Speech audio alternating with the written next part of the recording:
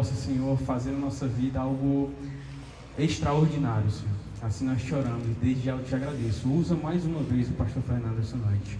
Amém. Amém. Glória a Deus. Salve os irmãos com a paz do Senhor. Amém? Amém. Irmãos, nós temos aqui nessa noite já uma proposta de tema.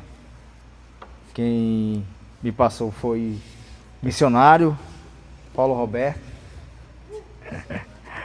Já tinha aí pelo menos, está com saudade de estar aqui com os jovens, já tem aí pelo menos 1 ano e meio que eu não trago alguma palavra aqui junto aos jovens. E fiquei muito feliz quando recebi o convite. Paulinho me passou que os jovens estariam passando aí um dia todo, né, em oração, na palavra. Serão 24 horas, né, Paulinho? 12? Podia ser 24, né? Mas enfim, ele me trouxe uma proposta de tema, dentro daquilo que vocês já devem saber melhor do que eu, que é para falar do que mais o que importa. Dentro da perspectiva daqueles homens e mulheres que deram sua vida pela causa de Cristo, pelo Evangelho, conhecidos como mártires. Quem é que já ouviu falar dos mártires cristãos ao longo dos tempos, alguma vez? Já ouviram falar dos mártires cristãos? Amém. Nessa noite a gente vai trazer uma perspectiva dentro de um texto, daquilo que realmente importava para esses homens, para essas mulheres, que não importavam a sua vida, o que eles passavam, não importava a sua rotina, para ele o que importava era Cristo. E dentro daquilo que nós iremos ver nessa noite, eu creio que Deus falará a cada um de nós, talvez nos impulsionando a tomar algumas decisões, talvez nos direcionando para tomar atitudes diferentes ao nosso modo de viver, talvez nos orientando a nos conduzir melhor naquilo que a gente coloca como importante da vida.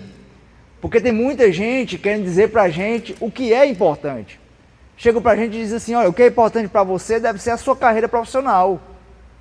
O que deve ser importante para você deve ser o seu relacionamento matrimonial, com quem você vai casar. Isso é importante para você, principalmente para jovens. Alguns vão dizer para você, o importante é você decidir que país você vai morar, porque, afinal de contas, o Brasil está muito difícil. Tem sempre alguém dizendo o que é importante para mim e para a sua vida. Mas quando nós olhamos para a palavra de Deus, e nós não somos como qualquer um, nós somos cristãos, nós vivemos debaixo de valores, de princípios, muitos deles que alteraram a nossa vida. Alguns aqui não experimentaram isso porque nasceram na fé, como alguns que tem aqui, como meus próprios filhos, nasceram na fé. Mas para eu que passei por essa mudança de ter valores diferentes, não nasci num berço evangélico, vim me converter já casado, eu sei o que é você ter uma vida conduzida de uma maneira e mudar, realmente haver uma conversão, uma alteração na sua vida, a qual os seus valores mudam, e a gente aprende isso com a palavra de Deus. Eu peço para os irmãos, sem perca de tempo, Paulo Roberto disse que eu tinha tempo à vontade, mas eu vou ser breve, como geralmente eu digo e não sou, mas eu vou ser dessa noite. São 8h45, eu creio que vai dar tempo. Abra sua Bíblia aí em Filipenses, capítulo de número 1, versículo 12. Eu perguntei, Paulinho, tem algum texto? Ele tem o versículo 21 do capítulo 1. Depois vamos ler do 12 ao 21. Glória a Jesus. Filipenses, capítulo 1, verso 12 ao 21. Quem leu Filipenses nesse mês passado, pelo menos? Glória a Deus. A minha Bíblia tem muitos livros, né? São 66 livros, né? Pode ter lido outro, né, Ramiro? Não obrigatoriamente Filipenses, tá certo. É uma carta paulina muito curta. Digo aos irmãos que, como Gálatas, é que eu tenho uma certa preferência. São cartas abençoadas. Obrigado. Vamos lá. Quem tiver com Bíblia, chega perto de alguém que está, eu não vou para orar outro texto, tá? Eu vou manter-me nesse texto e vou expor aquilo que Deus quer falar conosco aqui nessa noite. O texto diz assim: quero ainda, irmãos, cientificar-vos de que as coisas que me aconteceram têm, antes, contribuído para o progresso do Evangelho, de maneira que as minhas cadeias em Cristo se tornaram conhecidas de toda a guarda pretoriana e de todos os demais. É bom aqui que Paulo já enfatiza que a cadeia dele é por Cristo. não era vontade, não era porque ele se exaltou, não é porque ele cometeu algum tipo de crime, mas por causa de Cristo ele estava ali preso. E a maioria dos irmãos, versículo 14, tá? Estimulados no Senhor por minhas algemas, ousam falar com mais desassombro a palavra de Deus. Alguns, efetivamente, proclamam a Cristo, por inveja e porfia. Outros, porém, o fazem de boa vontade. Estes, por amor, sabendo que estou incumbido da defesa do Evangelho. Aqueles, contudo, pregam a Cristo por discórdia, insinceramente, julgando suscitar tribulação às minhas cadeias. Versículo 18. Todavia, que importa?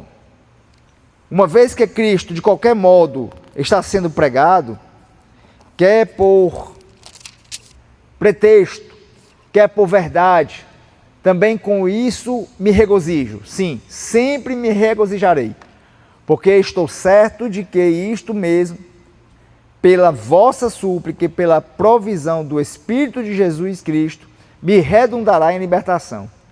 Segundo a minha ardente expectativa e esperança de que em nada serei envergonhado. Antes, com toda a ousadia, como sempre, também agora, será Cristo engrandecido no meu corpo, quer pela vida, quer pela morte. Portanto, para mim, o viver é Cristo e o morrer é lucro. Só para repetir esse primeiro trecho do versículo 21. Portanto, para mim o viver é Cristo. Fique aberto sua Bíblia nesse texto, em nome de Jesus. Algumas coisas chamam a atenção nesse texto. Nós que conhecemos a carta de Paulo a Filipenses, Paulo escreveu essa carta junto com quem, a Calice? Paulo e Timóteo, muito bem. Não é só o pastor de sábado que pode dizer não, viu? Eu vou treinando. Paulo está com Timóteo preso. E a partir dali, pouco tempo depois, ele iria sofrer o seu martírio. Ele manda essa carta para o Epafrodito, como geralmente se chama, para aquela igreja, para falar sobre suas cadeias e aquilo que ele tem passado e dar estímulo àquelas pessoas. É interessante que nesse texto, no versículo 14, ele fala assim: os irmãos estimulados no Senhor pelas minhas algemas. Ele está dizendo assim, olha, os irmãos eles não estão preocupados, eles não ficaram com medo, eles não foram se esconder.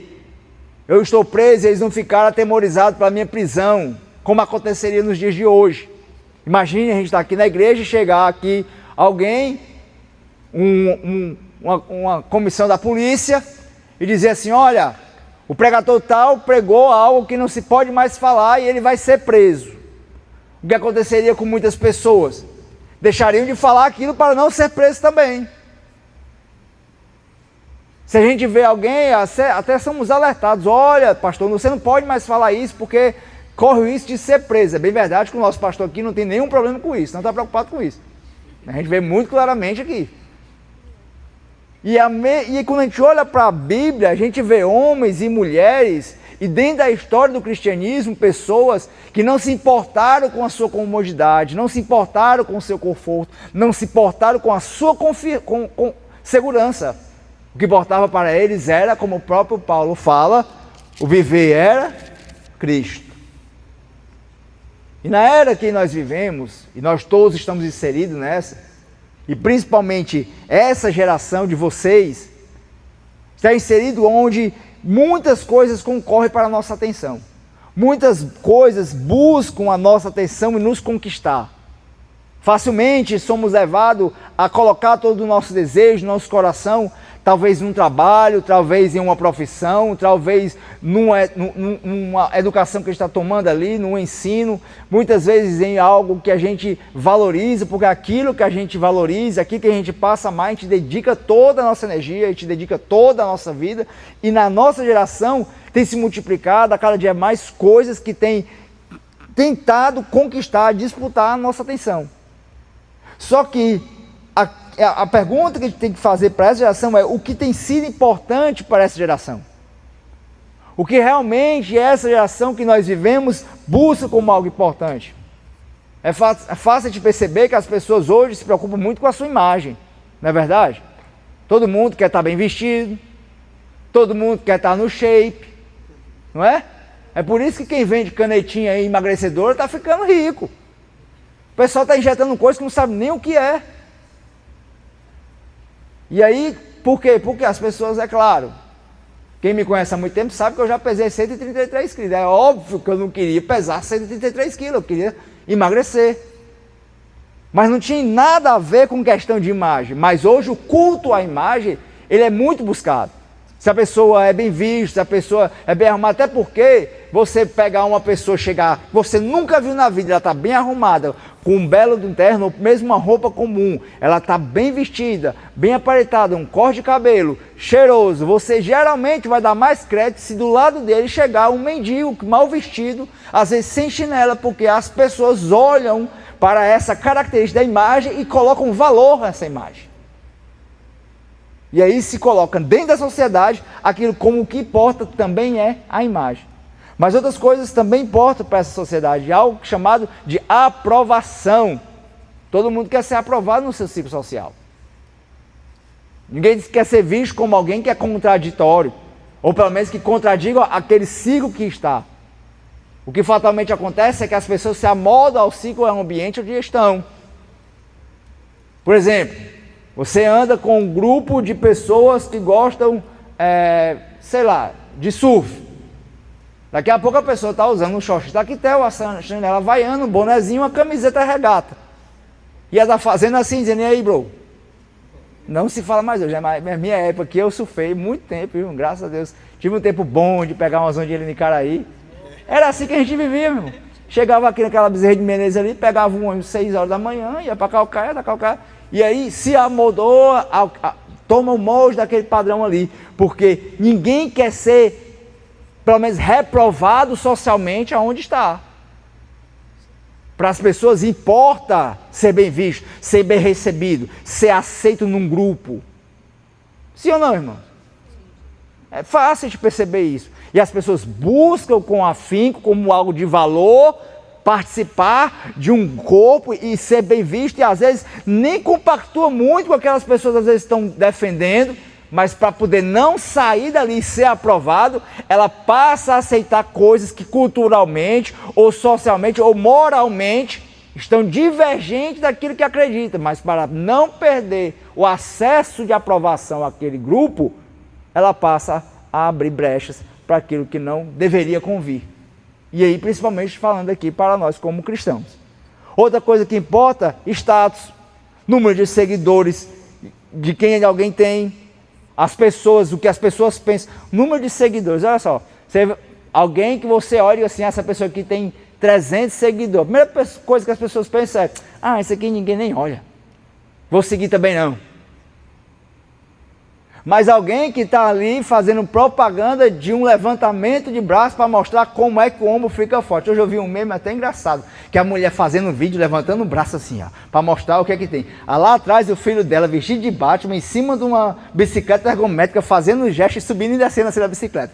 Ninguém olhou para a mulher, ficou só olhando para aquela criança ali. Mas aquela pessoa lá, porque faz um vídeo que talvez as pessoas vão ver, tem 20 mil seguidores, tem 30 mil seguidores, e aí muito mais pessoas, por algo chamado feedback positivo, passam a seguir aquela pessoa ali, porque para essa sociedade importa o número de seguidores que aquela pessoa tem. E aí você vai para dentro do marketing, se aquela pessoa tem muito seguidor, ela pode facilmente ser usada para uma propaganda de marketing, porque é importante. Dentro do marketing tudo bem, quando você trabalha, isso faz parte do seu trabalho, mas eu estou falando no contexto geral de sociedade, amém? O que importa. O que importa nesse mundo que a gente vive. E quando a gente olha para isso, a gente passa, às vezes, a buscar a mesma coisa. A gente está na igreja, mas a gente quer a aprovação das pessoas. Porque se a gente não perceber essa aprovação das pessoas, talvez a gente nem fique nesse lugar. Eu não sou amado. As pessoas não gostam de mim. Porque eu preciso sentir uma aprovação, eu preciso que as pessoas me vejam bem. Então eu passo a demonstrar, às vezes, uma imagem que eu não tenho. Eu vi isso facilmente, irmão. Eu lembro, eu passei aqui, quem não sabe, eu passei 2, né, lá na videira, porque um ano foi da pandemia que ninguém nem pisou em lugar nenhum, principalmente lá. Mas eu lembro que eu cheguei lá, né, Fabíola? Eu gosto quando a Fabíola vem quando eu estou ministrando, que ela é prova de tudo que eu estou falando. Que eu cheguei lá, eu fiquei constrangido. Porque as pessoas eram aquele padrão de roupa, era aquela tênis, era aquela roupa, e eu disse, meu Deus, eu não sei, vou ser aqui o tiozão aqui dessa galera. E hoje eu me conformei, já sei, assim, sou mesmo, tá? Mas naquela época eu fiquei, e agora, Fabíola? Eu fui lá onde? No Iguatemi, não foi? Os meninos aqui. A gente foi lá no Iguatemi, a gente comprou umas roupas diferentes, foi lá na Zara, comprou umas camisetas que tinham uma gola V, umas camisas bem fininhas, um tênisinho. Cheguei a comprar até uma calça apertada, quando eu vi quão ridículo ficou, eu disse, não, meu filho, pode, deixa pra lá. Até eu dizia assim, ó, Fabíola, a gente tem que usar agora roupa diferente por causa da igreja.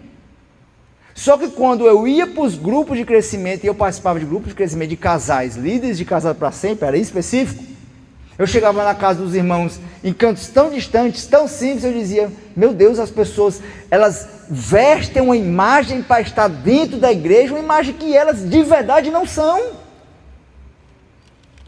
O guarda-roupa delas parece que é uma guarda-roupa para ir para a igreja e um guarda-roupa da vida comum, porque se ela for com a roupa da vida comum, na igreja ela não vai ser bem vista, ela vai ser, isso aí é só coisa, fica ali no canto. Mas se o cara chegar com um cortezinho de cabelo, faz uma lista aqui, né, uma barbinha bonitinha, bota aquele sapatinho, a calça bem apertadinha aqui assim, a pessoa sabe nem quem é, mas vai dizer, opa, deve ser alguma coisa. Olha para o carro, olha para o celular. É assim ou não é a nossa sociedade? É assim.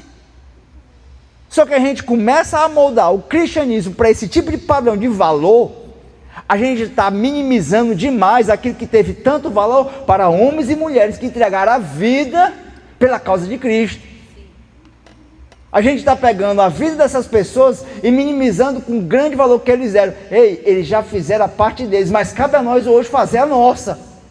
E se precisar dar a vida, precisamos dar em favor de Cristo, e não a nossa imagem, e não a nossa vontade, e não a nossa forma de ser visto, o nosso status, quantos seguidores, não, o importante é que Ele seja visto, o importante é que as pessoas busquem Ele, assim como Paulo, o que importa, se pregue ou pela boa vontade, ou pregue para poder ter algum tipo de atenção, o importante é que Cristo seja pregado. O que é que Paulo está dizendo aqui, irmão? Que não importa o eu, o que importa é Ele, não importa o que vejo de mim, eu prestarei conta com Deus, o que importa é que Ele seja visto, porque afinal de contas o viver é Cristo. Entendemos até aqui? Ser fiel a Deus fatalmente vai te custar algo, vai te custar afastamento de pessoas, vai te custar perder algumas oportunidades, e o que você está disposto a dar? O que você está disposto a abrir mão pela causa de Cristo, pelo Senhor, pelo aquele que deu a própria vida por você? E essa resposta, essa pergunta, ela é muito bem respondida quando nós olhamos para esse contexto, e eu glorifico a Deus porque recebi a incumbência de trazer essa mensagem aqui, de falar dos mártires. Porque foi algo que eu sempre vi com grande valor, irmão. Eu sempre olhei para mim mesmo e disse, eu não faço nada comparado ao que esses homens fizeram. Quantas vezes eu vi nos grupos, até mesmo da igreja, dizer assim, olha, vão aprovar uma lei que vai ser proibido andar com a Bíblia, não importa, se for proibido andar com a Bíblia, a gente vai continuar lendo a nossa casa, a gente vai, se precisar, gravar ela toda na nossa cabeça, o importante é que Deus não seja colocado de lado, independente da lei do homem, o que importa é viver para Cristo. Então, quando olhamos para esses homens de culturas diferentes, de épocas diferentes, de personalidades diferentes, que eram pessoas simples, alguns deles estudiosos, nós podemos ter essa resposta. Porque para todos eles chegaram todas à mesma conclusão. A conclusão que eles tiveram era, Cristo valia mais do que a própria vida. Cristo valia mais do que a própria vida. E a gente poderia pensar assim, isso é demais. Isso é um ato que somente algumas pessoas poderiam fazer. E a gente vai ver aqui nessa noite, porque eu vou passar rapidamente pela história do cristianismo em alguns pontos, para te mostrar que sempre houveram, até hoje ocorrem. Quem acompanha o Portas Abertas, você vai ver aqui na América do Central mesmo, América do Sul. A gente pensa só na Coreia do Norte e África. Não, aqui na Coreia, aqui na América do Sul e América Central, só o que tem a perseguição, cristão sendo preso e morto. Por causa da causa de Cristo. Mas quando a gente olha nessa época, a gente vai ver que eles dão um exemplo para nós, como igreja do Senhor aqui. Não existe algo de especial nessa igreja. Eu sempre critiquei essa questão assim, eu preciso fazer missão, eu vou para a África. E quem sabe, passei pouco tempo ali no Chorozinho, eu chegava no Chorozinho dizendo, aqui está um povo sedento igual na África, claro que precisa ir para a África, precisa ir para a Índia, precisa ir para a China, precisa onde é mais proibido, arriscar sua vida, sim. Como homens que vieram da América do Norte, o nosso país foi evangelizado por homens e mulheres que vieram de outros países, principalmente do Norte, que morreram pouco tempo aqui por causa de doenças, Paulinho. Por quê? Porque eles abriram mão da sua comodidade, do seu conforto, do seu lar, para dizer aquelas pessoas que são talvez para muitos a escória, precisam ouvir da verdade de Deus. Mas há também pessoas nesse bairro, pessoas na outro bairro, pessoas em cidades próximas e cidades distantes, que também estão cedendo para a mesma verdade. Porque infelizmente nós podemos ser como alguns que Paulo fala aqui, que prega por amor, mas a grande parte infelizmente está pregando por vaidade, pregando por vontade própria, infelizmente. Mas irmãos, não importa quem pregue por vontade própria, por amor a Deus, o importante é que nós nos analisemos e pensamos, por que eu vivo uma vida cristã? Por que eu estou com meus pés fincados na igreja e digo, eu sou cristão? É porque meu pai me trouxe aqui, está errado. Eu tenho que vir porque eu amo. E no dia que meu pai disse assim, eu não vou não, como às vezes acontece lá em casa, eu fico assim, eu acho que eu não vou não. Aí desde pequeno, glória a Deus, a Maria Clara era um, a Alice agora é outra. Não, mas a gente tem que ir. Pois vamos, tá certo. Não, eu vim para a igreja porque meus amigos estão lá. Eu gosto de estar com eles. Eu gosto do momento que a gente passa depois conversando, e eu sei como isso é bom, irmão. Eu sei como isso é bom. Eu cresci, eu lembro que eu ficava na minha casa e minha mãe só deixava eu ficar até 10 horas no meio da rua, né, na época, lá no Presidente Kennedy. E aí eu entrava para dentro de casa e meus amigos ficavam na calçada da minha casa conversando até 10, 11, 12. E eu ficava com raiva dentro de casa, meu pai não deixava eu sair e eles lá fora. Eu queria estar com eles, é bom. Depois eu fui morar atrás do Norte Shopping e a pracinha ali do Norte Shopping era o ambiente dos meus amigos que estavam ali. Eu sei que é bom. E quando a gente está dentro da igreja, quão melhor é, porque nossas amizades são aparentemente pelo menos mais saudáveis, mas ainda assim eu não vivo a vida cristã por causa das minhas amizades, eu vim porque eu amo a Cristo. E essa aceitação é algo que a gente não vê a preocupação nesses mártires. A gente vai falar um pouquinho melhor, mas eu quero fazer essa introdução para você entender o que nós falaremos essa noite. O que importa para homens e mulheres que dão a sua vida é muito além do que aquilo que a gente hoje ainda valoriza. Todo mundo valoriza uma boa cama, uma comodidade, uma segurança. Mas se precisarmos perdê-los pela causa de Cristo, perderemos com alegria. Como Paulo fala aqui, eles ficaram felizes. Olha, eu estou preso e agora é que eles se empolgaram mesmo, agora é que eles estão indo pregar, agora é que eles estão indo, eles não se importam com isso. Vão prender vocês, vão, pois vem, pode prender, nós vamos continuar aqui levando a palavra de Deus. Vamos se esconder na caverna, passou os soldados, volta para o meio da rua. Por quê, irmãos? Porque eram homens que estavam cheios do Espírito Santo. Porque você vai ver antes de Pentecostes, aqueles homens atemorizados, mas depois do investimento de poder, aqueles homens estavam na rua, aqueles homens estavam nas cidades, porque eles sabiam para o que tinham sido conquistados pelo amor de Cristo. Não foi para se fundamentar e construir uma igreja com um teto e 4 paredes, foi para que as pessoas soubessem do amor verdadeiro que transforma a vida e conduz para o céu. E é por isso que nós estamos aqui. Por isso aqui nós somos treinados, preparados, mas precisamos sair do oculto, ainda que custe muito para nós. Amém, irmãos? Na epístola de Filipenses, Paulo escreve da prisão, como eu já falei. E ele não escreve como um teórico, não é como alguém que está escrevendo a teoria para a gente poder praticar. Ele escreve como alguém que já deu tudo. Ele escreve como alguém que já tem exemplo para dar, de alguém que entrega a vida e amor a Cristo. Ele escreve palavras para as pessoas verem e achar bonito. Ele escreve para mostrar, eu estou com as minhas algemas por causa de Cristo. Mas sabe por que ele fala isso? Quando ele fala assim, para mim o viver é Cristo, ele está declarando, o centro absoluto da minha existência é Jesus. O centro absoluto da minha vontade é fazer a vontade de Jesus.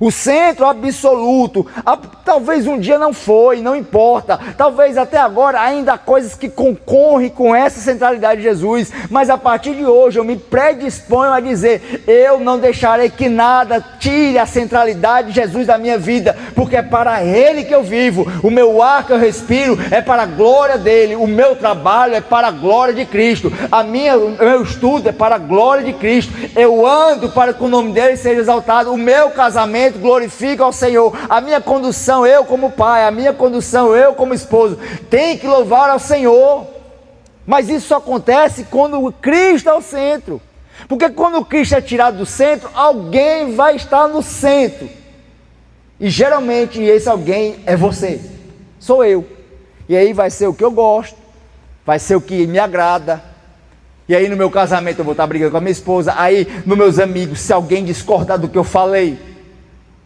tem pessoas que se aborrecem, choram, porque houve uma discórdia, é natural. Sabe por que fica chateado? Porque o centro é você.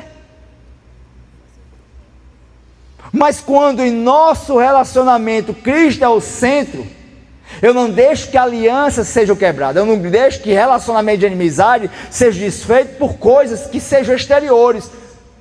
Porque eu sei que a vontade do Senhor para nós como jovens cristãos é que a unidade prevaleça sobre a minha vontade, sobre a vontade de qualquer pessoa que está aqui ou que não esteja aqui. A vontade do Senhor é que prevaleça, porque Ele é o centro. Amém? Amém? Antes de falar o que importa, eu quero falar para aqueles homens, tá, irmão? Agora eu vou falar para esses homens e mulheres que dão a sua vida. Se você se encaixa com uma pessoa assim, isso vai fazer parte e sentido para você. Antes de falar o que realmente importa, eu quero falar 3 coisas bem rápidas do que não importa. E a primeira coisa para aqueles que dão a sua vida por Jesus, que não importa, é que não importa seu conforto.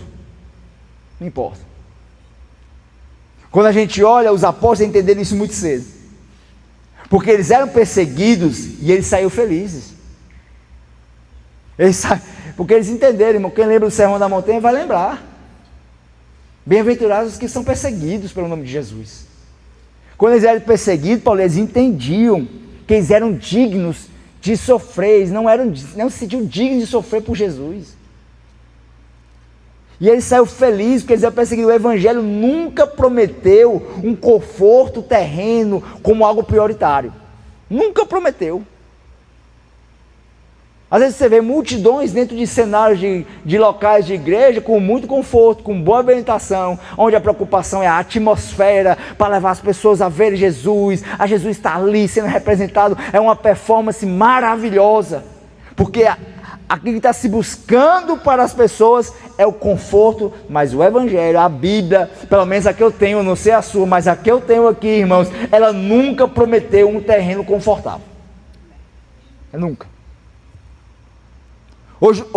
Hoje muitos querem um cristianismo que não confronte. Não pode confrontar o irmão. Tem que aceitar as diferenças. Não é assim que a gente escuta?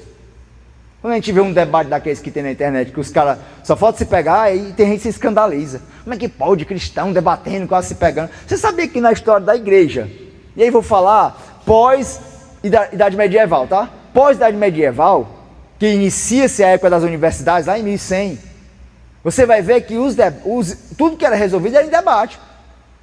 Tinha um professor lá que não concordava com uma coisa, estava ensinando de um jeito, aí tinha o outro teólogo, às vezes ele era filósofo humanista, que via de outra forma. O que eles faziam? Eles marcavam um dia e vamos debater, e aí era horas, dias debatendo. De confronto não era assim, Senhor ilustríssimo, que nem esses falsos magistrados que a gente tem no Brasil, que fala mal lá, mas na frente lá, ilustríssimo, mas não era isso não, era um mesmo esculhambando o outro. Você é um herege, você tem que ser excomungado, você tem que ser morto, era desse jeito. E infelizmente muitos foram mortos desse jeito na igreja, porque discordavam. Mas hoje não. As pessoas preocupadas com o conforto, eles querem um cristianismo que não custe nada. Não bom é eu ir para a igreja, como é bom ouvir os louvores, eu estar aqui nessa oração e vou sair daqui, sabe, para uma quinta-feira abençoada, porque não me custou nada, foi bom demais. Não me custou nada. No outro dia eu estou lá no meu colégio, estou lá na minha faculdade, eu estou lá com meus amigos e está todo mundo bem, todo mundo me aceita do jeito que eu sou. E aí a pessoa às vezes fala uma besteira grande. Ei, irmão, eu escuto às vezes durante o dia, infelizmente, cada bobagem. Eu trabalho, eu vou dizer para você, ó, tirando a irmã Fabiana, esposa do pastor Dário, eu trabalho com uma que é cristã que realmente vai para a igreja, com uma que é cristã que não vai para a igreja e com um que é afastado, cresceu no evangelho, mas não vai mais para a igreja. Aí quando eles começam a conversar, a primeira coisa que eu faço às vezes é botar o fone no ouvido, porque às vezes não dá para aguentar. Ah, porque hoje em dia você não pode falar assim, é um absurdo falar assim, aí um defende um cara aí da internet que desce a sola das coisas erradas, o outro diz que isso é um absurdo, aí começa a botar esses nomes aí que eu não entendo, é um fulano e tal, aí eu fico, meu Deus. Aí quando vai confrontar, não, aí pode gerar uma confusão. Então não vamos confrontar não, vamos manter o ambiente clean, vamos manter o ambiente light, né? Evangelho light, que está todo mundo bem, eu tenho que agradar a todos, não é assim que as pessoas às vezes procuram? Não pode custar algo, tem que ter o conforto. Mas para esses homens que querem, essas mulheres que se satisfazem e serem confrontados e buscar a verdade por amor a Cristo, ainda que precisar sejam mortos, o conforto não era importante. Outra coisa que não importava, reputação. Não importava a reputação. Ser digno de Cristo custava a honra pública. Lá no mundo de Roma, a gente vai falar bem rapidamente dos mártires do Coliseu, mas no mundo de Roma, eu fiquei impressionado quando eu estava estudando. Quem não sabe, eu estudo História da Igreja. Faço pós-graduação em História do Cristianismo. Quando você vai estudar a pessoa lá, porque você sabe que antigamente ele não ia para uma empresa trabalhar, né? Ele era o profissional, trabalhava em casa e produzia aquilo que era pedido. Aí o cara trabalhava com madeira. Eu vou construir aqui um templo. Aí o cara ia lá e com a madeira e fazia a parte de madeira. O cara que trabalhava com pedra, o cara que fazia ornamento. Só que quando ele se convertiu a Cristo, aí o cara chegava assim, olha, eu vou construir aqui o templo. Aí, meu amigo, você vai construir o templo para quem? Não é para deusa Artemis. Aí o que o cara fazia? Não vou construir não. Mas como você é o melhor daqui, eu não vou. Sabe por quê?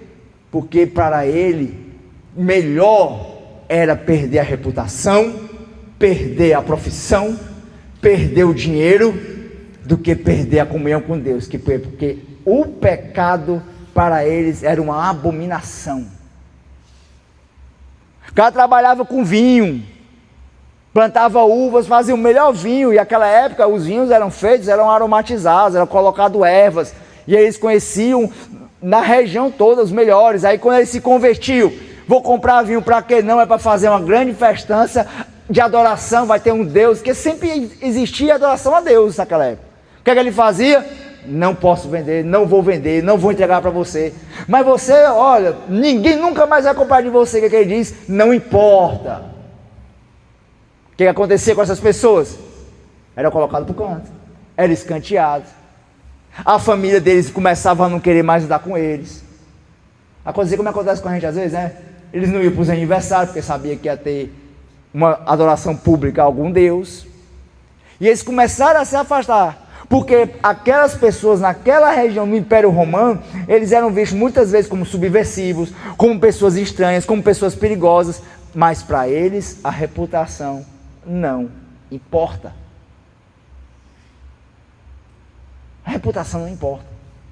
Aí eu pergunto para hoje, cristãos, lideranças cristãs, será que esses homens, essas mulheres não estão preocupados com a reputação? Será que eles não estão preocupados quando eles fazem aquelas pregações que todo mundo elogia, que viraliza, porque a reputação dele vai subir? Da mesma maneira, se for aquela pregação dura, se for a verdade, que muitas vezes vai de confronto, ou melhor, irmão, quase sempre vai de confronto a nós, não, o cara não vai pregar, não, é porque ele não vai pregar, porque nunca mais vão me chamar para pregar aqui, que importa? A minha família me conhece, eu posso não ser chamado nunca mais para pregar em lugar nenhum, mas se Deus mandar eu pregar, pode doer, eu vou falar. Eu não vou sair aqui vomitando coisa para ninguém. Mas se tiver na verdade a palavra, meu irmão, nós vamos ter que falar essa verdade, porque se não for a luz da palavra, vamos continuar na sombra. E é essa verdade que vai iluminar. A reputação, conforto, não importa. Reputação, não importa. E a terceira coisa, por último, não importa para aqueles homens a segurança.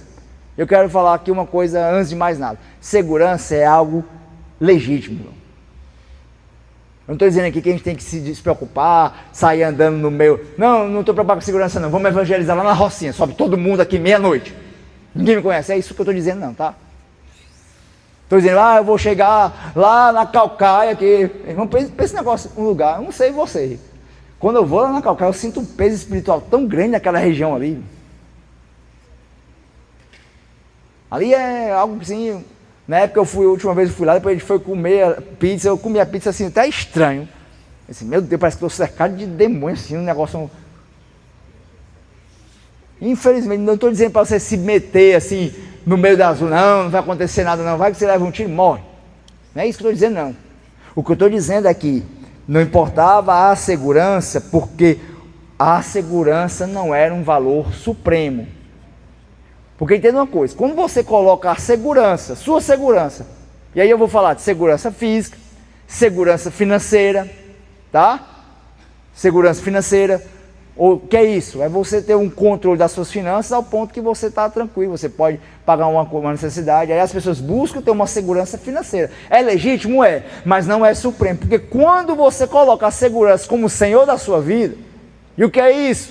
É quando a segurança é algo que ela centraliza o que eu vou fazer, fatalmente, a fidelidade ela vai ser opcional. Porque é o que acontecia. Na hora que dizia assim, você tem que negar Jesus, se você negar você vai morrer. Se a segurança fosse o Senhor, o que queria dizer? Não, eu nego. Porque até eu escutei uma vez falar, um abençoado, porque eu deixei de falar aquele outro nome, que chama não falo mais, abençoado de Jesus. O abençoado diz assim, era só negar e depois se arrepender. Eu, miserável. Por quê? Porque está preocupado com a sua segurança. Quem nos protege é o Senhor, meu irmão. Ninguém vai estar se colocando em risco. Mas se risco passarmos pelo nome de Jesus, a segurança que fará os anjos de Deus. Ou você não crê que Deus lhe protege? Ou você não crê que Deus é sua segurança? Então para esses homens não importavam o conforto, não importava a reputação e não importava a segurança. Para eles não tinha importância não. Mas então o que é que importava? E aí é só uma coisa. O que importa para quem está disposto a dar a sua vida por Jesus é Cristo. Só Cristo. Só Cristo. O centro não é uma coragem natural. O centro não é um heroísmo. Você está entendendo? Eu vou negar Jesus como herói. Não tinha os heróis da fé da Bíblia, é outra coisa. Mas aqueles heróis que deram essa vida, são heróis? Sim. Eles eram conhecidos, mártires, como santos. Irmão. Era comum na Roma Antiga ele ser visto como santo. Por que era santo? Porque eram pessoas que eram abnegadas. E eles não tinham nada de especiais, nós vamos ver isso. Mas eles sabiam porque eles viviam. E essa mensagem é tão importante hoje, porque é o que eu comecei falando aqui. Há muita coisa concorrendo com a nossa atenção, há muita atividade. Hoje são quarta-feira, amanhã é quinta, eu estou com uma atividade para fazer no meu trabalho, não é outra coisa não. Do meu trabalho, desde segunda, está sendo difícil, irmão. É coisa acontecendo, quando eu penso que eu vou sentar, que eu vou parar, eu estou com um estudo para começar desde segunda-feira, que é a hora para a Cefaz de Ceará, eu ainda não comecei, não consegui começar, Paulinho. E é porque porque eu baixo dormindo. Não, eu dormindo quase meia-noite todo dia, acordo 5 horas para ir para a academia com a Fabiola, para dar tempo. A gente acorda no escuro, não é nem 5, é 15 para as 5. Porque há muita coisa concorrendo. E se a gente for nessa de ficar querendo resolver as coisas, querendo atender tudo, querendo que tudo dê certo, a gente já vai tirar essa centralidade de Cristo, e Cristo não vai ser o mais importante da nossa vida. Vai ser secundário, vai ser para o domingo, vai ser para o momento que eu estou na igreja, vai ser para o culto de oração, vai ser para a oração dos jovens, vai ser para o dia que já passar 12 horas na igreja, vai ser para o culto de jovens, vai ser para aquele momento. Cristo vai ser colocado numa caixinha, aonde todas as caixinhas da nossa vida tem que estar dentro de uma grande caixa que é Cristo. Você está entendendo? E a gente olhando para esses homens, a gente começa a perceber isso. Não era um heroísmo natural, não era uma coragem natural, era Cristo. Paulo não disse aqui nesse versículo 21 que viver é o ministério. Foi isso que ele disse? Não. Ele não disse assim, viver é ter influência. E se eu tiver muita influência, mais pessoas vão ver Cristo na minha vida. Foi isso que ele disse? Não foi. Ele não disse, viver é ter resultado. Porque nas igrejas, se você não sabe, tem igreja aí que conta o resultado. Domingo teve 20 conversão. No batismo teve 1000 batizados. A gente arrecadou tanto. Aí faz métricas, faz gráficos. Vai lá para a estatística e monta os gráficos. No ano de 2023, olha, tem uma queda, nós temos que fazer alguma coisa. Faz atividade A, faz atividade B. A gente tinha culto com 2.000 pessoas, agora está só 1.889. Então tem que voltar para 2.000, tem que aumentar, tem que virar 2.100. Aí a igreja está vivendo disso. Eu estou falando isso porque eu conheço, não é só uma, tá, irmão? Não é só uma. Que a métrica do povo que se diz de Deus é uma métrica de sucesso, mas Paulo não está dizendo assim, o viver são resultados da igreja, não, ele diz que o viver é Cristo. Aleluia. E por que isso é tão importante? Isso é tão importante porque isso muda tudo, porque quando o viver é Cristo, escute isso, quando o viver é Cristo, ainda que você perca algumas coisas, você não perdeu tudo. Mas quando Cristo não é o seu viver, você pode ganhar o mundo inteiro, mas provavelmente você vai perder tudo. Se Cristo for o seu viver, você pode perder coisas, irmãos. Quem está mais perto de mim e da minha esposa sabe que a gente perdeu, de 2024 para cá, graças a Deus, isso foi em 2024, a gente perdeu coisas que tiraram o nosso chão. 2023, 2024 foi terrível. Mas quando Cristo é o centro, a gente não é derrubado. A gente não se acaba no chão e vive uma vida de chororô. A gente sabe que aquilo que a gente perdeu, com Cristo, a gente não perdeu nada. Mas há muitas pessoas lá fora que não têm Cristo e têm o mundo. Mas no final da história, eles não vão ter nada. É por isso que o viver é Cristo é tão importante. Vocês me permitem beber água, por favor? Paulo Roberto? Meu filho? Fabrício disse assim, o Paulinho é o filho dele. Não posso dizer o resto, né? Porque é escandalizar os irmãos, né? Sim.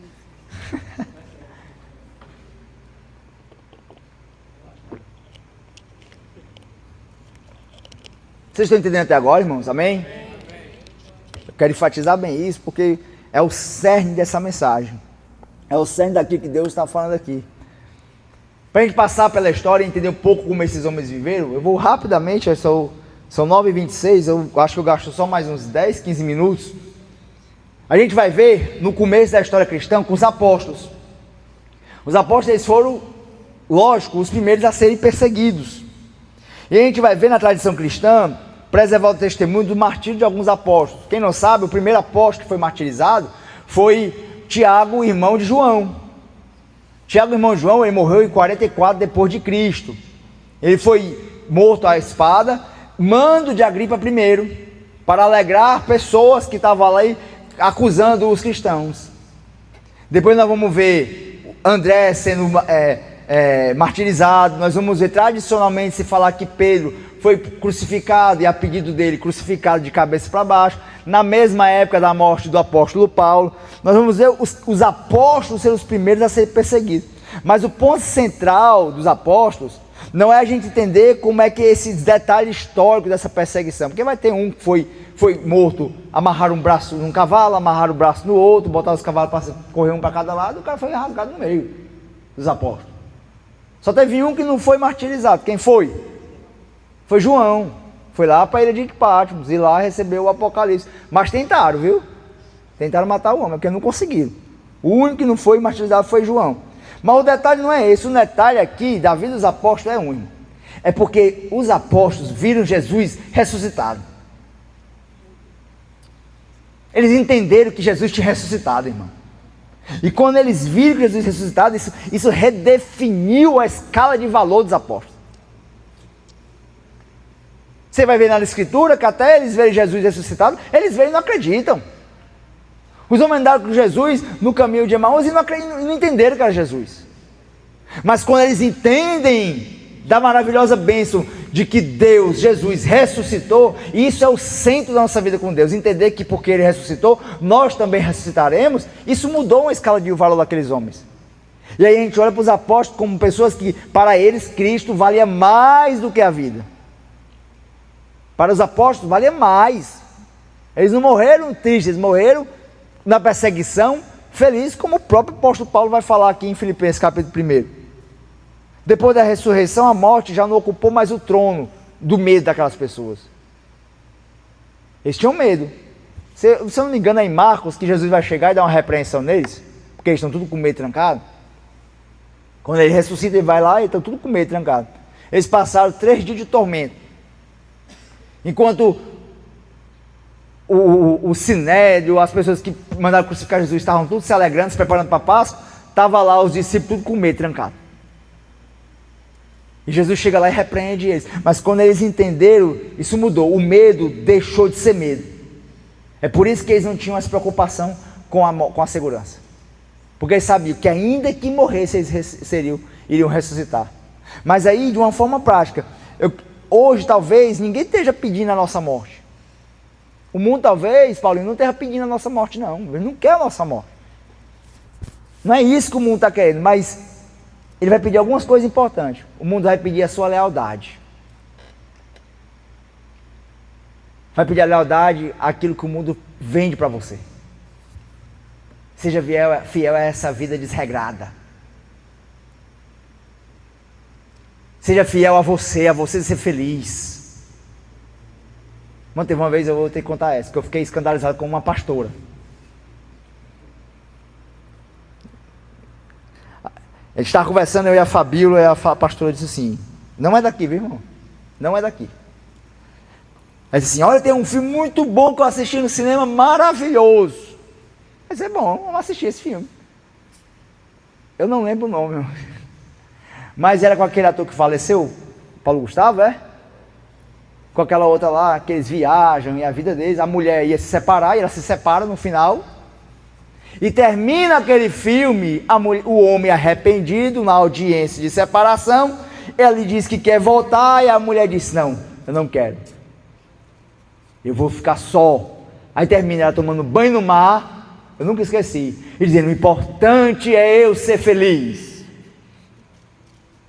Aí eu disse, misericórdia que essa pastora viu de legal nesse filme. Pode ser engraçado, mas tipo, influencia algo muito pecaminoso. E o mundo vai te querer lealdade a isso.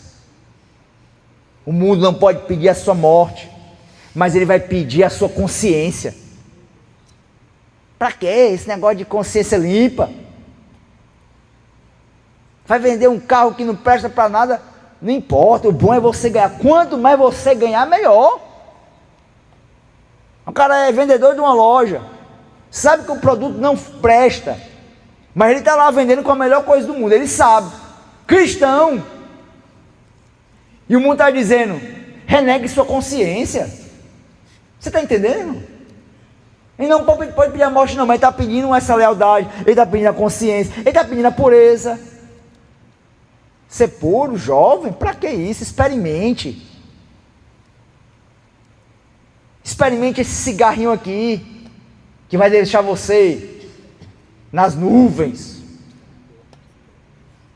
Experimente escutar essa musiquinha aqui, ó, com essa dancinha legal, que o cara agora está foragido, porque é filho de um marginal e marginal também. Não tem problema. Pureza sexual, para que isso? Isso é coisa do passado. Você tem que saber, e se não der certo, você vai casar como? Se não tiver compatibilidade física. O mundo vai requerer isso de você. Pureza naquilo que você faz, não faz mal. Um abracinho mais quente, não, isso é coisa normal. Esse negócio é do passado. Isso aí, hoje a cultura é diferente, né? Esse é o discurso. A era é diferente. Não, isso aí é coisa antiga, né? Agora não. Deus não está preocupado com isso. Não, Deus não vai. Olha, Deus conhece o seu coração, Ele sabe que foi só um momento. Vai te querer a pureza, vai requerer a tua convicção. Você crê em Jesus? Você tem fé nisso? É Ele que te salva. E Ele vai te dar coisas que vão te oferecer benefícios e vai tirar Jesus do centro. Mas para aqueles apóstolos, mais valia a morte, mais do que negar a Cristo. A lealdade a Cristo era a principal. Quando a gente caminha mais para frente, nós vamos ver, na época do pós-apóstolos, que são os pais apostólicos, dentro da igreja, no início, primeiros séculos, irmão, você vai ver primeiro século, segundo século, terceiro século, no quarto século, vem o imperador Constantino, se coloca como cristão, aí você vai ver uma outra fase da igreja, mas até Constantino, você vai ver o início da época que a gente chama de pais da igreja, da patrística. E dentro da patrística, a primeira fase são os pais apostólicos. Por que eles são chamados de pais apostólicos? Porque eles eram discípulos dos apóstolos. E a gente vai ver três principais: Clemente de Roma, Inácio de Antioquia, e esse camarada que eu quero falar aqui nessa noite, que é notório o diferencial dele, que é Policarpo de Esmirna. Policarpo de Esmirna foi discípulo de João. Os outros dois, eles viram o João, eles eram pequenos ainda, mas Policarpo foi discípulo de João. E Policarpo, ele bispo de Esmirna, por isso que é Policarpo de Esmirna, ele teve uma grande influência. Ele formou várias igrejas, ele expandiu a pregação do evangelho. Só que no final da sua vida, Policarpo de Esmirna foi chamado para negar a Cristo. Foi pedido para Policarpo para ele acender um incenso ao imperador da época, Paulinho. Foi o que ele fez? Não vou acender. Você lembra de Daniel? Você lembra de Sadraque, Mesaque, Abednego? Ele fez a mesma coisa. Você tem que acender o incenso para o imperador, senão você morre. O que foi que ele fez? Acendeu o incenso, foi? Não. Ele disse: eu prefiro morrer. O que foi que aconteceu com Policarpo de Esmirna? Colocaram ele numa estaca e começaram a incendiar, foram tocar fogo nele. Antes de tocar fogo, disseram: nega.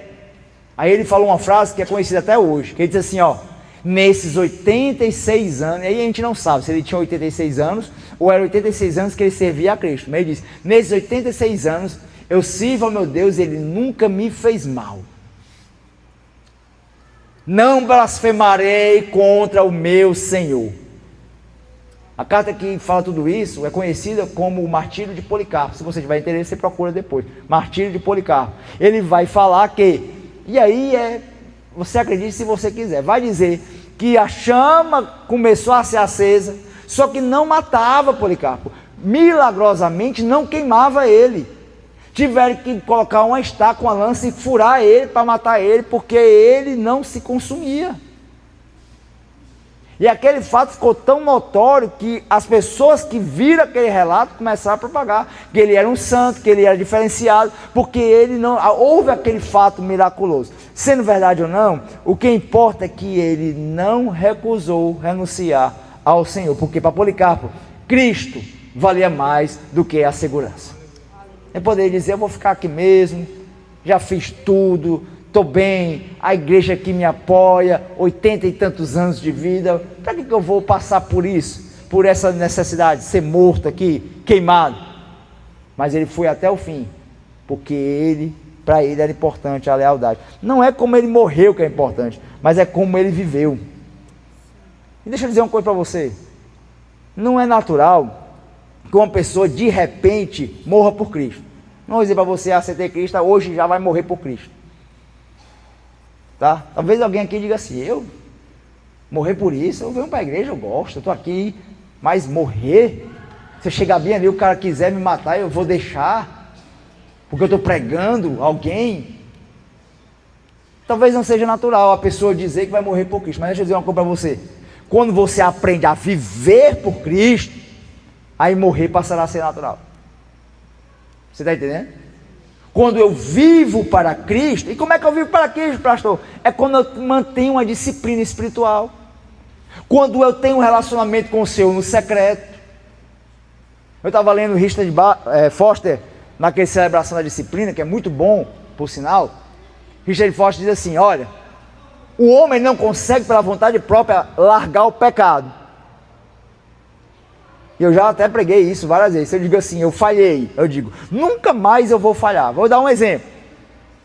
No relacionamento aqui, vamos dizer que 2 jovens aqui conversando, se desentenderam e brigaram, passaram a não se falar. Aí um disse assim, realmente eu fui grosseiro. Eu falei mais duro, eu não deveria ter falado assim. Tem pessoas que às vezes, no comportamento, eu acho interessante que Richard Foster fala isso, que as pessoas, até secretamente, conseguem se abster da realidade. Mas no coletivo, e aí é bom a igreja, no coletivo se aflora aquilo que é, porque os sinais mostram quando a pessoa está chateada. A mão mostra, a voz, a mudança de voz. Você está entendendo? E aí eles passam a ter comportamento diferente. Aí você foi grosseiro, você diz, nunca mais eu vou ser grosseiro com alguém. Nunca mais eu vou Não, eu vou agora ser um manso. Domínio próprio, fruto do Espírito. Nunca tive domínio próprio, agora eu vou ter. Talvez alguém diga isso. E ele diz assim, olha, por conta própria você não vai conseguir. Como é que consegue? Sendo cheio do Espírito Santo. Então se eu só consigo cheio do Espírito Santo, então eu não vou fazer nada, é só deixar o Espírito Santo fazer, é assim? Não. Então como é que faz? Se eu não posso fazer por conta própria, mas eu preciso do Espírito Santo, o que eu faço agora? Eu vou ter a disciplina espiritual, eu vou ter uma vida de oração, eu vou ter uma vida de jejum, eu vou ter uma vida de meditação na palavra, eu vou ter uma vida de meditação, de se esvaziar, um momento sem um celular. Você já parou um tempinho aí na sua vida e foi pegar a sua Bíblia? Vou dar um exemplo aqui, quem ainda não fez, faça. Você vai pegar a sua Bíblia, aqui ó, na mão, não é no celular não, tá? Nem no tablet, aqui ó, folha. Aí você vai pegar seu celular, vai botar numa mesa. Você vai ler meia hora a sua Bíblia. Aí você anota, risca-se num papel, ó. Quantas vezes nessa meia hora de leitura você tem vontade de pegar o celular para ver se alguém falou? Várias vezes você vai ver. Porque a gente não percebe como esse uso tem tirado o nosso tempo de somente ter uma solitude em Deus. Não é ficar só, é solitude, meditação. Isso também faz parte de uma vida de relacionamento com Deus. Para a gente continuar, já está chegando os irmãos, né? Porque acabou o outro ali, Misericórdia. Irmãos, calma aí, viu, irmãos? Eu vou terminar. Eu me dediquei tanto, pensei que eu tenho que ir até o final. Depois de Policarpo de Esmina, nós vamos ver na sequência, porque Policarpo ali é começo do 2º século, nós vamos ver os mártires do Coliseu. E aí o importante, aí é o diferencial dos mártires do Coliseu, Paulinho. Porque quando a gente fala de Policarpo, é uma figura notória da igreja, tá? Era um dos pais apostólicos, então era uma figura de expoente, ficou conhecido. Mas quando eu vou olhar para os mártires do Coliseu, para aquelas pessoas que estavam em Roma, que eram presas, que eram jogadas às feras, que eram acendidas, colocadas em estacas e queimadas vivas para iluminar Roma, essas pessoas que foram afastadas de família, essas crianças que foram tiradas dos pais, essas mulheres que foram massacradas, que foram caluniadas, que foram perseguidas, que foram hostilizadas, pessoas que sofreram no seu corpo, essas pessoas aqui, elas eram jovens, elas eram idosas, elas eram homens, elas eram mulheres simples, que estavam no anonimato. E aqui é importante a gente exaltar, e isso importa, porque uma pessoa negar quando todo mundo está vendo é uma coisa. Eu vou negar, vou manter minha postura, todo mundo está vendo. Agora, negar, não sofrer e aceitar, recusar a Cristo, Na hora que todo mundo não está vendo, no anonimato, aí é mais fácil. Porque não tem ninguém vendo, ninguém está nem aí para mim, eu sou uma pessoa comum na sociedade. Eu negar que há Cristo no meio dos meus amigos aqui, quem vai saber? Eu estou aqui na faculdade, está todo mundo escarnecendo dos cristãos. Para que eu vou dizer que eu sou cristão? Para que eu vou dizer que eu vou para a igreja, que eu sou um líder, que eu sou um pastor, que eu sou alguma coisa na igreja, que eu toco na igreja? Para que eu vou ter que dizer, me indispor com meus amigos aqui no secreto? Ninguém está vendo. Não tem ninguém da igreja aqui, você está entendendo? Negar essa fidelidade, quando é o anonimato, seria mais fácil. Para que eles iam dizer que morreriam para Cristo, ser jogado no meio das arenas dos coliseus que existiam? Porque não era só um, tá, irmão? Os irmãos vê lá o coliseu, aquela estrutura que existe hoje, mas na cidade existiam arenas semelhantes ao coliseu que eram colocadas lá. Em Tessalônica teve uma que houve um massacre lá. Primeira Tessalônica, lá em Tessalônica teve uma lá que o bispo até excomungou o imperador da época, porque ele mandou matar todo mundo da arena que estava lá. Todo mundo que estava assistindo. Para você ver como era massacrante, mas para os mártires, homens simples, mulheres simples, Cristo importava mais do que o corpo. Seguindo à frente, irmãos, permanecer fiel. Fidelidade é a palavra. Acho que a cultura nossa ela é uma cultura que não valoriza a fidelidade. Não valoriza a fidelidade matrimonial, não valoriza a fidelidade no emprego, não valoriza a fidelidade em relacionamentos. O centro é a pessoa, sempre. Mas quando Cristo é o centro, a fidelidade está em primeiro lugar. Isso tem que ser característica nossa aqui. Amém? Característica de nós, somos cristãos. Nós temos que colocar Cristo no centro e a fidelidade como algo importantíssimo. Mais à frente aí eu vou dar um pulo, já na época pós-Idade Média, com o primeiro, aí não é reformador, é pré-reformador, Jan Hus, teólogo tcheco, alimentou-se de John Wycliffe, que foi o primeiro aquele que traduziu a Bíblia para o inglês. Existe até a Bíblia de Wycliffe, tem um dicionário também, se não me engano, mas eles são conhecidos como pré-reformadores porque eles nasceram, esses dois, principalmente John Hus, que é o que eu quero falar, ele nasceu em 1386, se não me engano, e ele nasceu de uma família rica. Ele tinha conforto. Naquela época, geralmente, quem ia para o bispado, quem era bispo de cidade, que depois virava papa, é quem tinha condição. Hein? Você acha que um cara lá da periferia, lá de Roma, tinha condição de ser papa? Ser bispo de uma cidade? Isso não existia, não. Até porque, para ele ser colocado como bispo, de uma eleição. E a eleição, as pessoas tinham que votar, então tinha que ser alguém que tinha influência. Você está entendendo? Então John Hus, ele tinha essa influência dentro da religiosidade, dentro do corpo. Ele poderia muito bem dizer, eu estou aqui, ele tinha apoio das lideranças dele. Só que o que acontece com John Hus é que ele começou a ver, e a época do cisma da igreja, teve uma época, se vocês não sabem, que a igreja tinha 3 papas. Ele teve o primeiro, que foi lá na França, em Avignon. Roma negou aquele papa, colocou um outro papa, aí fizeram um outro concílio e botaram o terceiro papa. Aí eles foram para um concílio para acabar com tudo e escolher só um. E aí quando aquela manipulação que estava dentro da igreja, que naquela época, não existia negócio de católico, protestante, não existia, era uma igreja. A catolicidade quer dizer a universalidade. Catolicidade é a universalidade da igreja. Então aquela igreja, John Hus olhou a corrupção da igreja, ele pregou contra aquela corrupção, ele pregou a autoridade da escritura sobre a autoridade daqueles homens que se diziam os dogmáticos, que diziam o que tinha que crer. Até hoje a igreja católica é assim. Ele tem a Bíblia, mas nas bulas papais, o que é dito pelo Papa, ele é mais válido do que a própria palavra. E na época esses homens pré-reformadores, eles vão começar isso. Por que são pré-reformadores? Porque são antes de Lutero. Lutero é lá 1500 e comecinho de 1500. Antes disso, existiam esses homens aqui. John Hus, ele tinha uma popularidade religiosa boa, irmão. Ele não precisava ir em confronto. Se ele olhasse só para ele, se a centralidade fosse ele, Paulinho, ele não estava preocupado se havia corrupção. Ele defendeu a autoridade suprema da Escritura, sobre a tradição. Sabe o que aconteceu com ele? Foi morto num concílio de bispo. Concílio de Constância, 1415. Ele foi defender, mas não deixaram de defender, não. Ele começou a falar, levantar testemunhas, que nem fazia isso na época, você vai ver com Paulo acontecer isso. Testemunhas que misturaram o que ele falava com ele, com mentiras. E acusaram ele. O que foi que fizeram com ele? Fogo. Fogo nele. E para terminar a história, quando terminou, o que restou do corpo dele, eles picotaram todinho e jogaram no rio Reno. Por quê? Porque eles sabiam que se enterrassem os restos mortais dele, Paulo, eles iam levantar um altar de adoração para John Hus. E eles não queriam que o nome dele fosse lembrado. Então eles picotaram os restos mortais e jogaram no rio. O cara tinha comodidade.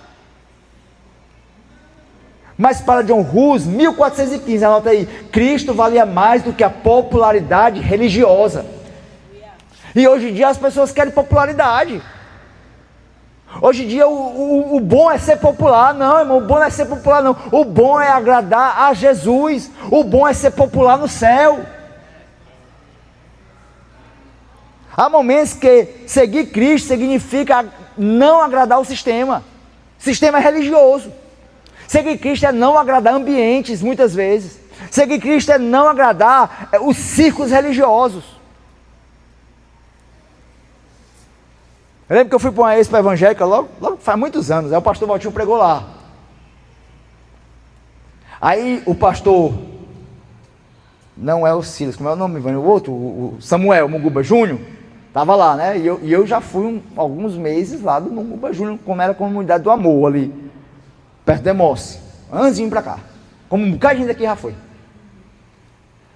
Eu era da época do Silas Munguba, do Munguba o velho, né? Lá. E aí o Munguba Júnior chegou, aí foi dar o ósculo santo, um beijo no pastor Valtinho. Pra quê? Eu estava do lado do pastor Valtinho. Assim. O pastor se afastou assim, tomou um susto, né? Não, vamos sentar na mesa lá. Aí o pastor daquele jeito carinhoso ficou assim, vou nada. Pegou, acabou lá, deu o recado e... Porque às vezes acontece isso. Para ser fiel a Cristo, e eu não estou dizendo que lá estava errado não, tá, irmãos? Misericórdia. Não estou dizendo isso, que eu nem conheço a vida daqueles irmãos lá. Mas para você ter convicção naquilo que você crê, você precisa se afastar de alguns círculos. Você tateia, você visualiza. Se há um círculo que glorifica a Deus, esteja nesse círculo. Faça parte de círculo de pessoas que glorificam ao Senhor, que a vida deles glorifica a Deus, que as conversas deles glorificam a Deus. Mas se não glorificar a Deus, saia de perto. Para John Hus, a popularidade religiosa não importava. O penúltimo personagem é Ulrich Zwinglio. Aí já é reformador, lá na Suíça, em Genebra e em Zurique principalmente. 1531 foi o ano que ele morreu. E aí, para ser bem rápido mais com o Zwinglio. Zwinglio, ele dedicou a sua vida para a reforma. Tá? Zwinglio, ele vai defender mais uma vez a leitura da palavra. A partir de 1525 ele começou a criticar. Olha o que ele criticou, ó, radicalmente: devoção a Maria. Ele criticou os santos, a autoridade dogmática. Ele criticou a disciplina dos concílios, dos papas. Ele criticou o culto às imagens. Ele criticou a missa como sacrifício. Você sabia que para ir para a missa tinha que ter um caráter especial para estar na missa, viu? Para tomar a ceia nem se fala. Só que ele tinha umas divergências com Lutero. Primeiro porque Lutero dizia que a ceia era literal. Quando Jesus disse, esse é meu corpo, meu sangue, era literal. Já para Zwinglio é mais ou menos o que a gente crê. É um memorial. É como a gente faz algo como memorial, Zwinglio. Só que aí Zwinglio, ele vai ter uma teologia que, infelizmente, decai uma parte, porque ele vai falar principalmente do pecado. Ele não vai falar como um pecado, algo que é moralmente afastamento de Deus. Ele vai suavizar o pecado, e aí a gente vai ver várias coisas deles que não levavam muito em consideração. Mas a verdade é que o calvinismo que vem depois, 100 anos depois, ele bebe muito da doutrina de Zwinglio. Zwinglio, ele tinha toda essa estabilidade, ele ensinou em várias faculdades, ele tinha o reconhecimento inclusive de reis, ele tinha uma proteção, ele tinha estabilidade. Você gosta de estabilidade? Todo mundo gosta, não gosta? Pensa uma coisa que me tira o chão é quando eu perco a estabilidade. eu tenho responsabilidades, então ter estabilidade para poder cuidar bem da minha família é uma das coisas que me tira o chão quando eu perco. Ele tinha uma estabilidade, só que ele entendeu que a verdade bíblica, ela valia mais do que estabilidade. Ele não se conformou a estar no meio da ceia de um povo por causa da sua estabilidade. Então a estabilidade para ele não foi valiosa, para ele Cristo valia mais do que a estabilidade. Por último, o William Tyndale, em inglês. O William Tyndale foi morto também na estaca, ele amarrado. E aí eles faziam assim, Paulinho, naquela época era uma morte bem tranquila, eles estrangulavam o cara, aí depois que eles estrangulavam, aí ele tocava fogo. Foi perseguido, por quê? Porque ele, sabe por que ele foi perseguido? Vou dizer por quê? Porque ele estava querendo traduzir a Bíblia. Ele foi pegar a Bíblia, que já vinha sendo traduzida, uma parte dela, e foi traduzir o Novo Testamento. Ele pega de Erasmo de Roterdão, e aí você que for estudar a história, Erasmo de Roterdão foi um filósofo que influenciou muito desse pessoal aí, tá? Erasmo de Roterdão, ele traduziu, ajudou a traduzir uma parte, ele traduz para o latim, e aí ele vai traduzir para o inglês. E aí ele tinha todo aquele aparato. Só que para ele o que valia era que as pessoas tivessem acesso à palavra. E por que foi acontecer com ele?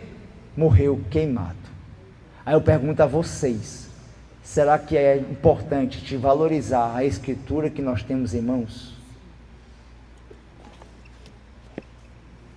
Que a gente às vezes só faz jogar assim, ó. Que a gente pega para ir para a igreja e devolve quando chega em casa. Não foi só o William Tyndale que morreu, não, vários outros. Porque traduziram, porque tiveram na China, porque tem a Bíblia, Paulinho. Na China você é perseguido, se não for a Bíblia autorizada pelo governo, você é perseguido. O que é que importa, igreja? O que é que importa? Para William Tyndale, Cristo valia mais do que o controle humano. Ser controlado por homens, ser controlado pelo Papa, ser controlado por uma pregação. Essa pregação tem que derivar da palavra. Essa pregação tem que ser a verdade de Deus. Essa pregação não tem que ser voltada para o homem, tem que ser voltada para o Senhor. Tem que ser centralizada em Cristo, para que nós possamos ser abençoados. Nem toda palavra vai alegrar nosso ânimo, mas toda palavra verdadeira de Deus vai transformar a nossa vida para algo melhor. Se a recebermos e a colocarmos no nosso coração e entendermos e praticarmos. Eu já vou finalizar. O que importou para o William Tyndale é que ele morreu, mas a Bíblia continua falando. A palavra continua falando. O que realmente importa? E aqui está o coração da mensagem. Para esses mártires importou Cristo acima da vida. Para esses homens e mulheres de Deus que morreram pela causa do Evangelho, a verdade acima da conveniência. Importou para aqueles homens a fidelidade acima da sobrevivência. E principalmente, não esqueça isso, a eternidade acima do momento. Não importa o momento, irmão, porque ó, é como o vapor, some. O que importa é a eternidade que nós temos com o Senhor. Talvez Deus não esteja chamando você para morrer como mártir, mas certamente, eu digo sem errar, como diz o presbítero César, digo sem errar, certamente Ele está chamando cada um de nós, inclusive eu, a sermos discípulos. E ser discípulo custa algo. Ser discípulo custa algo. Talvez custe você dizer não ao pecado quando todos dizem sim. Talvez custe você manter a pureza quando a cultura banaliza o corpo, que eu já venho falando aqui. Talvez custe você defender a verdade quando isso gera um isolamento das pessoas. Talvez custe você permanecer santo quando isso custa a sua popularidade. E aí eu quero perguntar para todos aqui, ó, o que ocupa o lugar central da sua vida hoje? O que é o centro da sua vida? Reflita você. Aí deixa eu perguntar uma coisa.